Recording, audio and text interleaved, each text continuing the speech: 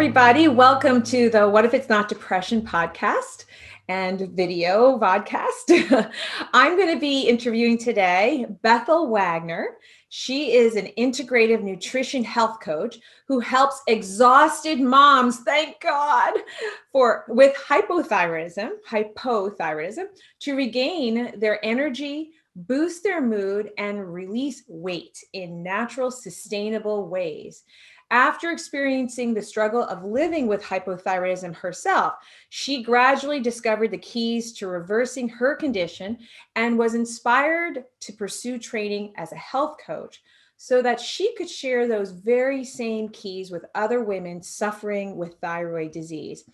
Bethel lives in rural Montana with her husband of 20 years, and there are 6 children.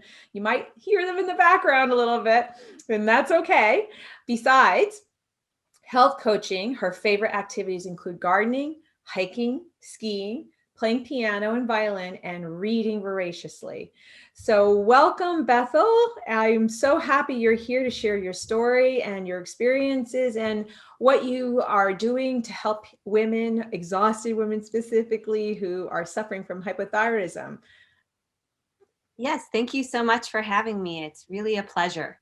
Thanks. Thank you. Yeah. So tell us a little bit about your experience with hypothyroidism and a lot of the symptoms that you were having that led to finally learning that it was hypothyroidism. I know it Sure. was been quite a journey for you. Yeah. So I was in my mid 20s. At the time, I had 3 children, and I was completely exhausted every day. I'd usually be okay in the morning, but by lunchtime or shortly thereafter, I was wiped out. I'd try to sit down and read books to my kids, and I'd be so tired that I'd start slurring my words, and pretty soon I would just be sound asleep on the couch for who knows how long. I don't know how long it would sit there. And then I would eventually come out of it, and it was just like I had to give myself this pep talk to just peel myself up off of the couch and go do something simple, like just go fold a load of laundry or something. And Mm, I remember over and over thinking, am I just lazy, or is there something wrong with me? Like, what is going on? And I did not make any connection to hypothyroidism. In my mind at the time, I thought that just meant you would gain weight.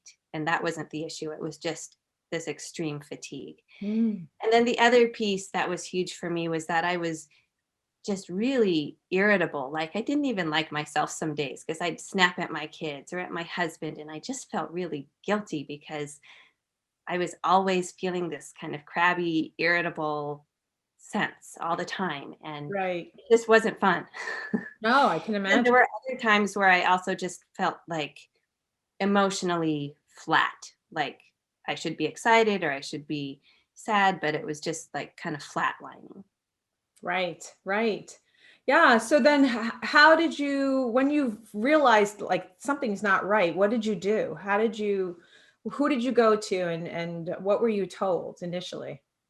Sure, right. So I eventually got in touch with a naturopathic doctor, and he listened pretty carefully to what was going on. And he said, I think you might have a thyroid issue. Mm, So he detected that and figured it out. And so he put me on some natural desiccated thyroid, which worked wonders for me. I felt like a whole new person. But he also taught me things like how to eat for balanced blood sugar, and keep my energy levels stable that way. So he was kind of the first piece of the puzzle for me and mm, made a big difference. But at the same time, he also said, you're probably going to be on this medication the rest of your life. And mm. I kind of wasn't too sure about that. I was like, well, I don't really want to be dependent on medication forever, but I felt so much better at the time that I didn't necessarily care that much. And it was kind of right before the explosion in information on hypothyroidism and all of the stuff that's available to us now. So Yeah. I didn't have as many resources at the time. So it just kind of sat on the back burner for a while. Right. Did you go to any conventional doctors at all at the time? I actually did not. I just worked with that particular naturopath, and then down the Mhm. road he moved away, and I worked with a couple different naturopaths as well. But um, yeah, I actually didn't have the experience of working with a traditional MD. Wow. Okay. Yeah. Because, the way you described your symptoms, someone would have, I would imagine that someone would have done some blood work. And sometimes the blood work is normal, you know, Right. e- and then what tends to happen, not all the time, obviously it's looking at the whole picture. But what tends to happen is then a person might say that you're depressed, Right. clinically depressed, and give you a prescription for an antidepressant. Right. Yes. So I looking back, I feel blessed that I kind of bypassed a lot of those things for Right. sure. Right. Have you encountered any clients that have had that experience?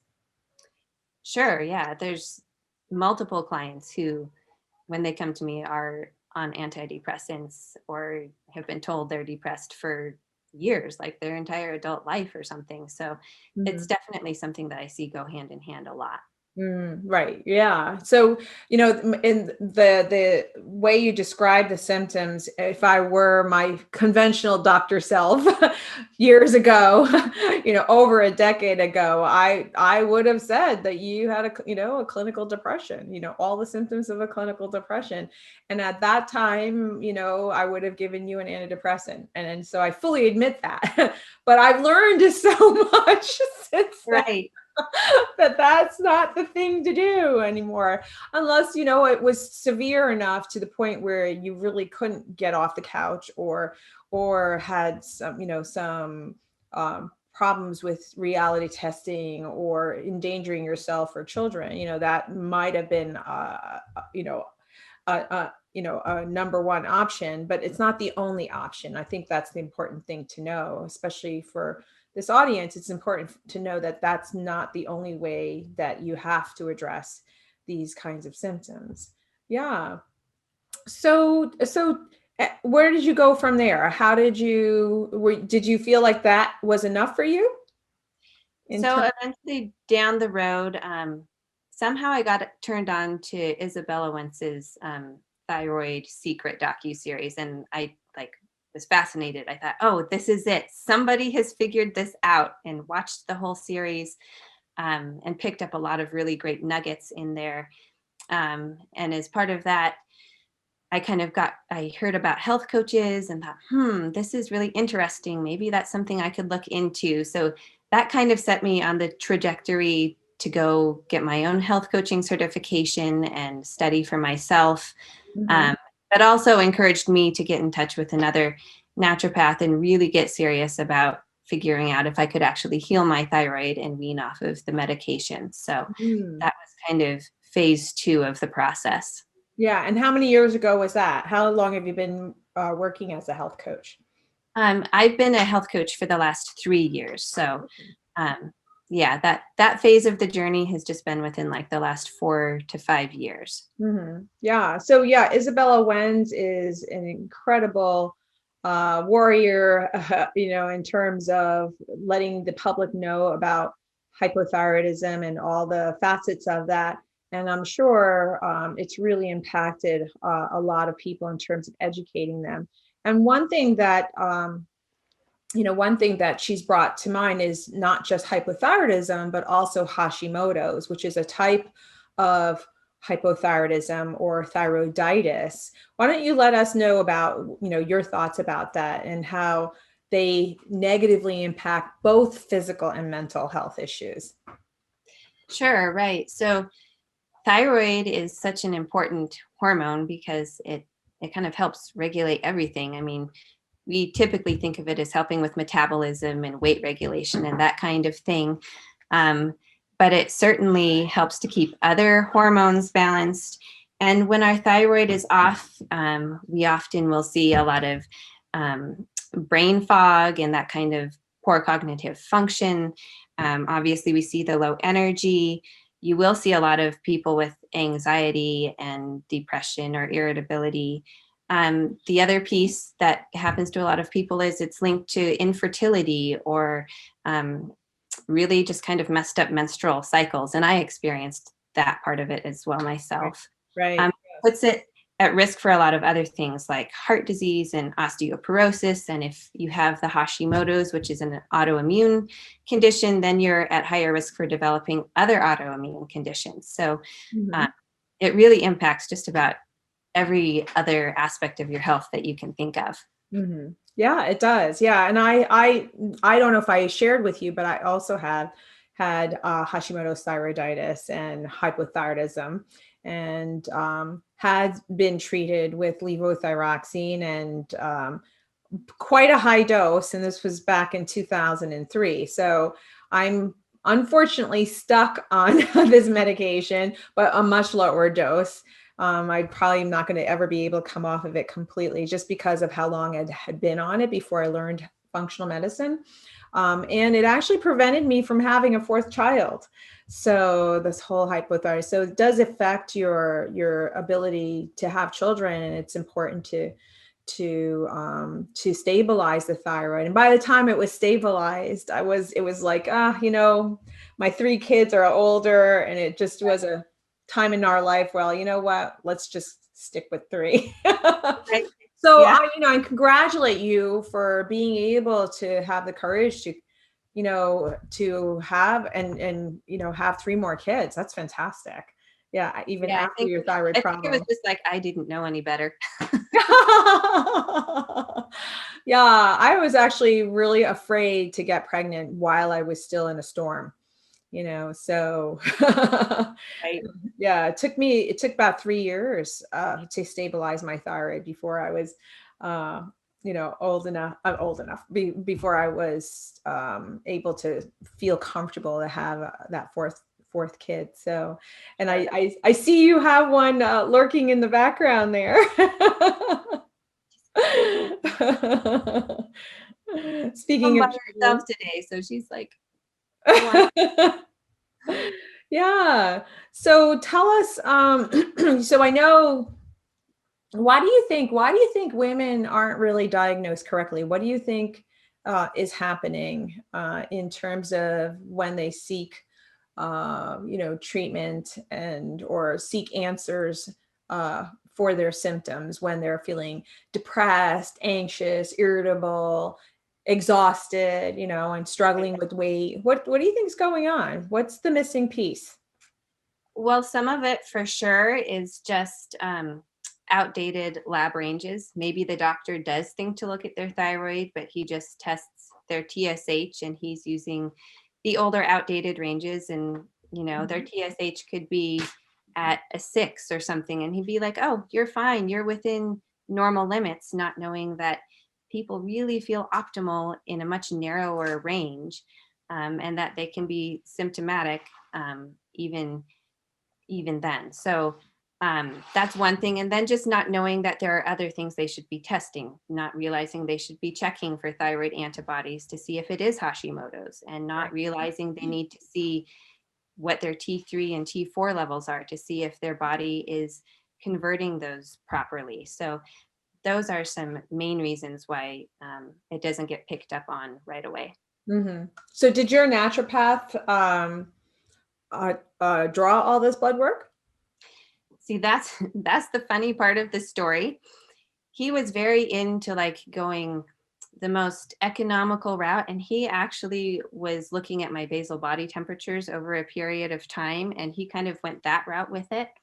And looking back, I think, oh man, I wish I had like original numbers from that original naturopath to look at. Mm, The mm, one I went to after that did run actual labs. And then, with that second naturopath I went to, I look at the results and I think, oh gosh, my my medication level was probably not right there, and he didn't pick up on that and adjust it.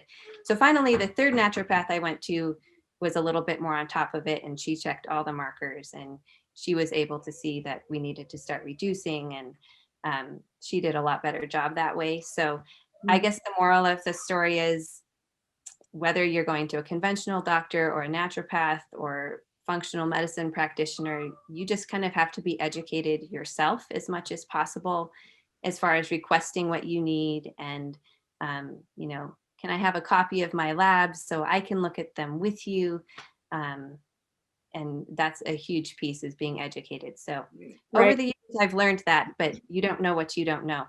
Right. And I mean, and that's something as a functional medicine provider, we always want you to be a partner in your health and not the doctor treating the patient. It's we're putting our heads together, Sherlock Holmes and Watson, right?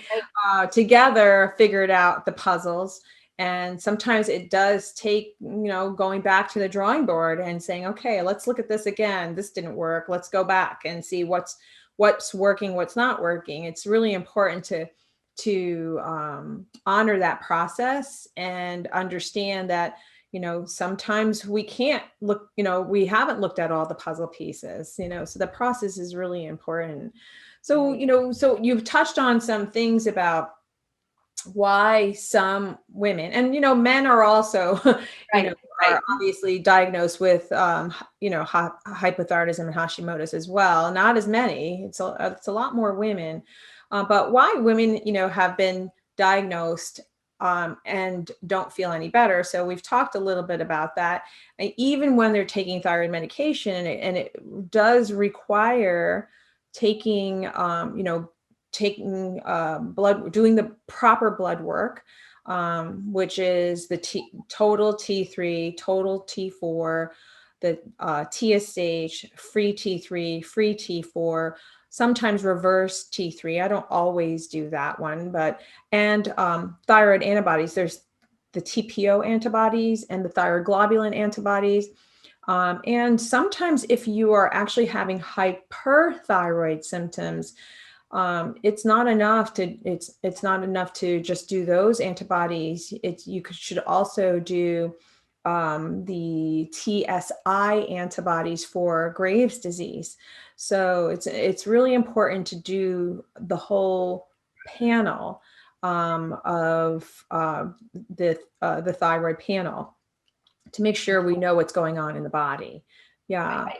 And you mentioned blood sugar dysregulations. I cannot tell you how many people have thyroid indices, numbers jumping all over the place, up and down, like every time. And then even without an adjustment in the thyroid medication, and it's usually because of blood sugar dysregulation. That's the thing that makes that happen, because the blood sugars, especially if they tank and you become hypoglycemic, low blood sugar, that causes your adrenals to shoot up cortisol. And the cortisol then drives all the blood glucose from your liver to make blood sugar from glycogen into your bloodstream, which then causes your blood sugars to go up. So the thyroid is connected in many ways to the adrenals. And Right. that's the other reason why you really ought to make sure the adrenals are stable before you even treat the thyroid. So it's really looking at both of those organs whenever you have these kinds of symptoms. So, The whole yeah, system, right? yeah, Thyroid, pituitary, adrenals, like that whole endocrine system all together, right? right. Absolutely. Yeah. So, I know you have some tips that excuse me, that you want to share to help people support their thyroid health and help to lift their brain fog and their depression, anxiety, and irritability that tends to come with hypothyroidism and Hashimoto's. What are some of the tips that you recommend for people to get started? Sure. So one of the biggest ones, it just seems like an easy starting place a lot of the time, is just around nutrition and the way they're eating. So, like I said earlier, like learning how to eat for balanced blood sugar and realizing that eating a lot of flour based foods or things with sugars in them are going to really mess with their blood sugar levels. So, I always encourage people, make sure that you're getting optimal amounts of protein. Make sure that you're eating just tons and tons of leafy green vegetables and your colorful vegetables. Eat the colors of the rainbow. Uh, Right. you know, go ahead and eat fruit. Just kind of steer towards the more like low glycemic load ones, or make sure you're balancing it with some protein and some fat, that kind of Mhm. thing. Even include some resistant starch foods because those help to balance out your blood sugar too. Um, Can you talk a little bit about that? Because you just mentioned two words, mhm, low glycemic right. load, and there's low glycemic load, low glycemic index, and resistant starches. Can you tell us more about those three Sure. things? Yeah, Sure. great. So there's the glycemic index, which just kind of, I guess the easiest way to think of it, gives you an idea of um, the amount of natural sugars in a particular food. Well, yeah, it could be a natural food like an apple or an orange, or they even will rate things like bread and cereal and all of that kind of thing. Mhm. But the glycemic load gives you a little bit clearer idea of like how quickly it will enter the bloodstream and how quickly it's going to raise your blood sugar levels. So eating things that are a low glycemic load, say berries are a good low glycemic load fruit, or grapefruit, those kinds of things. They're just not going to spike your blood sugar quite as quickly. It's going to be more like this slow, steady drip entering your bloodstream, and your levels will just stay much more stable and even instead of getting this roller coaster kind of thing going on. Right, right. And Yeah, then, and the great thing about berries is that they are really high in antioxidants as right. well, and that's the big plus when it comes to berries. That actually happens to be the only food group I let my patients eat in the very beginning when I put them on a food plan. Yeah. Um, yeah, and then as far as resistant starch foods, resistant just means that it resists being digested immediately. And there again, um, it makes it to the large intestine and it feeds all the good guys in there, which incidentally will help your mood and your mental function. But it also is the same thing. You just get this nice, slow, steady drip of energy instead of a spike and crash going on. Uh, Right. and some What are some foods that are have resistant starch? Sure. So the some foods like cold cooked rice actually have resistant starch. Sweet potatoes, green bananas have a fair amount of resistant starch. Plantains, um, even your beans and legumes have a lot of resistant starch. So there's differing opinions on whether you should eat some of those, if you should be eating autoimmune paleo or whatever. But um, I personally like to maintain as much diversity with people as I possibly can. Hmm. Um, and then if it appears that something's bothering them, then we'll pull it out. But I try to get them to eat as many of those foods as I can on a regular basis because it does help stabilize their blood sugar levels. Absolutely. Yeah. So the autoimmune plan, the AIP, it can be quite restrictive. It Right, can be quite restrictive. So I agree with you that it's a good place to start, but then you want to start adding foods back in by food group to see how you react. And when you reintroduce foods, it's right, important to do that. Yeah. And particularly when it comes to blood sugars, but also inflammation, right, so there's other areas of inflammation, not just the thyroid. And a lot of times when people have autoimmune thyroid problems, it actually have an increased risk of having another no, sorry, another autoimmune process, right. different organ. So, yeah.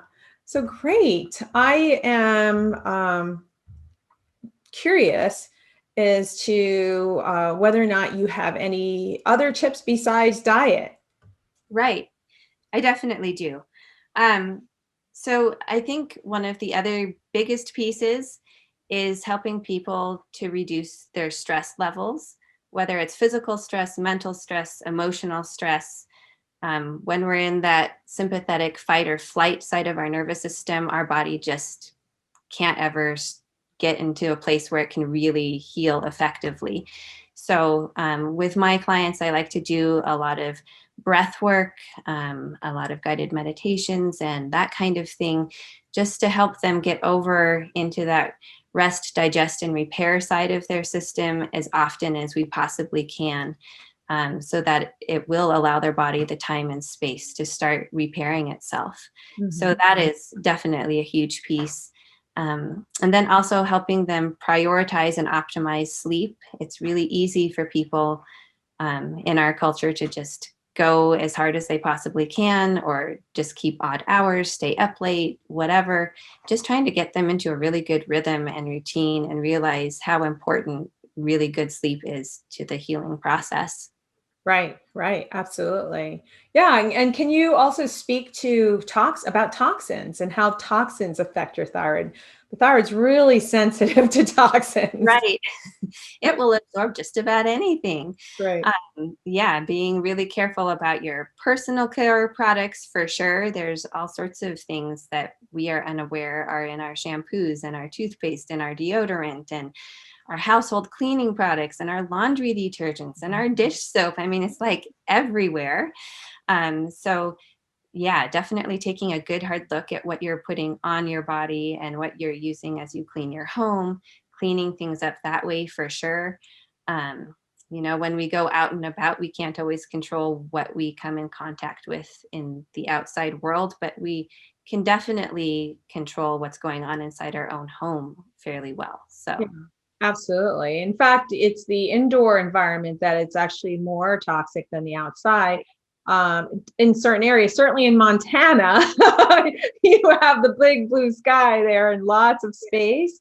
But in, the city life, you're exposed to gasoline fumes and factory fumes and, all sorts of things outdoors, even if you are outside. So it is important to air out your home and really look at all the products that you are using in your home with and thinking and looking at your ventilation system to make sure that you're venting out these fumes. Believe it or not, paint has fumes and carpets have fumes, furniture, mattresses, right? yeah, everything.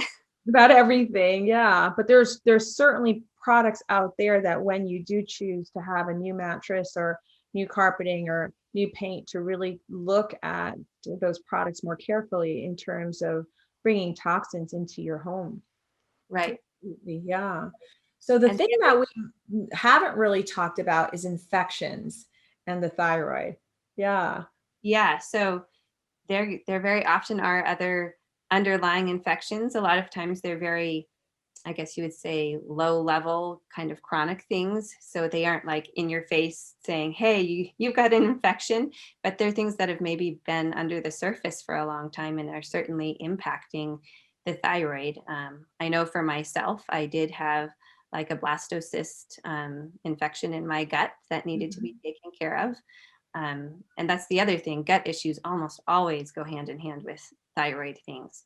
Right. And I did have a lot of gut issues going on, a lot of constipation, and just couldn't figure out what was going on. So that was really an important piece that that third naturopath figured out, was that there was this blastocyst infection in my gut. And once we took care of that, that definitely made a pretty big difference. Uh, Right. and other people, they have Epstein-Barr virus, or, there's a whole host of things that could be there, but all those low-lying infections can definitely play a role.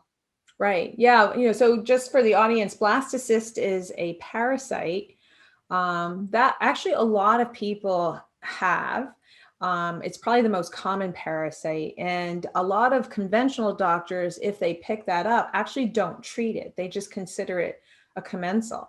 But if someone who's already compromised has a parasite, it's really a burden to your immune system. So we as functional medicine doctors tend to take care of that and remove that from the picture so that your immune system can occupy itself with more important things and not have to keep it at bay. So our philosophy is a little bit different in that we remove whatever is causing any kind of burden. And if it doesn't have to be there, then we give some herbs or even conventional. There are conventional anti-parasitic medications. They're not necessary for blastocystis, but they might be necessary for other types of parasites. And then Epstein-Barr virus is strongly connected as a trigger for Hashimoto's thyroiditis. A lot of people have Epstein-Barr virus and then followed with a thyroid storm. It's amazing. So, and that can also cause all viruses, once you get them, can cause a body burden. And once you have that virus, you can't really get rid of it. Well, there are some people who believe that you can in the naturopathic world. I'm sure that they can, but it's really, really hard, in my opinion. And I prefer to really support the immune system, to sort of put these viruses in jail. Right? We put them in jail. Right. And then when your immune system is compromised, they come out of jail and wreak havoc, you know? Right. So we try to put them in jail, and by supporting the immune system and giving the immune system the tools and the artillery to sort of keep those kinds of things in control. And so we look at titers and bring those titers down to a more healthier level. So in the end, I think you end up coming out stronger. And then if you want to take herbs, there are certainly herbs that you can take over a period of time to eliminate those viruses. But I think most people seem to be happy just putting them in jail. Yeah, you feel better. To feel better, ultimately, right? Ultimately, that's the goal, is to feel better. So yeah. So I'm trying to think if there's anything that we haven't talked about that's related to the thyroid, anything that comes up in your mind, because I think we really covered all the bases. Yeah, we covered a lot of ground for sure. Um, Gosh, I don't know. I guess the only other aspect that I like to talk to people about is just kind of the mental emotional aspect, because when you're in the midst of it, and you are possibly feeling kind of depressed or maybe just frustrated or angry with your body, that's not really a great mental space to be in. And I know there were times when I would be angry with myself and be like, angry at my body. Why is it doing this to me? I hate this. And I eventually had to learn I needed to be really careful about the language I used with myself about my body. And I needed to flip that around and learn that my body wasn't betraying me. It was just speaking to me. It was just getting my attention and telling me what I needed to do. And once I was able to make that switch, it made a huge difference. I think that's when you're able to really open the doors to healing, because you go, oh, my body's actually trying to protect me. It's trying to help me. And it's just, it tapped me on the shoulder and I didn't listen. And so it had to maybe yell at me to get my attention. That is, And now I'm listening. So what do I need to learn here? yes, that is a beautiful way to put it. Beautiful way to put it. Yeah. I just got off the phone right before we started with a woman who just kept apologizing, for being sick. And I called her attention to that, and to say, you don't need to apologize for how you're feeling. It's, Right. and you the thing that you're doing right now is you're calling because you value yourself and you want help, and then to start listening to your body, and I pointed out all the things that she's already even doing, and to look at, like, you're not a burden. You are taking care of yourself and doing the things that you need to do. So to change the mindset about, your body's not betraying you, it's just giving you information. And that, you just said it perfectly. That's fantastic.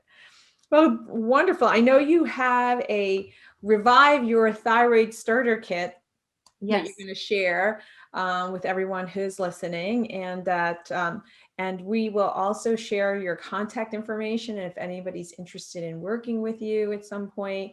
And they can find you on Instagram and Facebook, and even join your Thriving Thyroid group on Facebook as well. Yes. Wonderful. Excellent. Great. Well, it was such a pleasure talking to you about everything about the thyroid, and particularly important to point out how the thyroid can impact your mental health. That was really good point. Yeah.